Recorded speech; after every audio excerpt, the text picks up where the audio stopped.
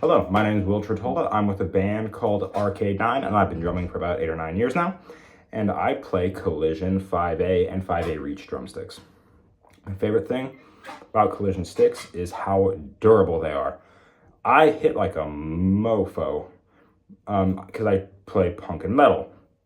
And these sticks tolerate it like a beast. My second favorite thing about these guys is just how they feel in your hand. It's like the perfect circumference, I guess is the right word for that.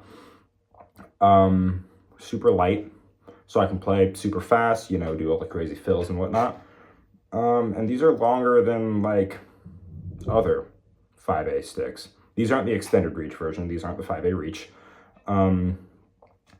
But they still got a little more reach on them, which I personally like, because I kind of like more extended length drumsticks. Anyways, I'm gonna go play my band's Arcade 9's song, Waver.